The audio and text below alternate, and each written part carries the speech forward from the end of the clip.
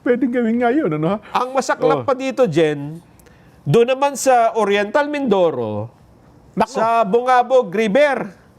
bungabog o bungabon? Bungabog Bungabog. River. Oo. Mayroong nasira na tulay. Eto, to. Tulay na kawayan. Alam mo kung sino yung mga yan? Mga teacher yan. Mga teacher na ang sabi ng mga vlogger, mahihina daw ang comprehension. Sinong vlogger sabi nun? Yung... Taranta.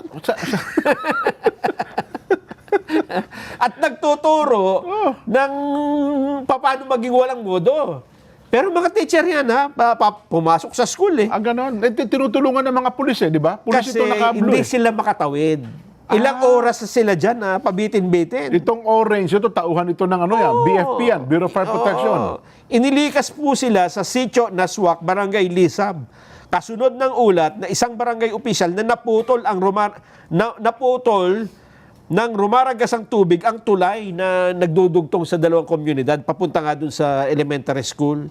Naswak Elementary School. Naswak sila sa baha. Naswak sila. Muntik na silang hindi makaalis. Nako po. Mabuti nga na itawag ka agad, hindi ba? Oho. 12 yan, puro teacher pa naman. 12 teachers. No? Oo. Tapos makakarinig ka ng hindi maganda. Yung mga, Oo. alam naman, magpapakahirap yung mga yung teacher para magturo na ng kawalang modo. Ayun nga. Di ba? Nako po. Oho. Mali eh. Pero itong nagulat ako dito, Jen. Ito wala kinalaman sa Bagyo eh. Oh.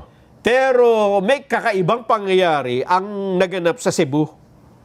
Ganon? Oo. Tungkol naman sa mga teacher din yan, teacher. Hindi man. Oh.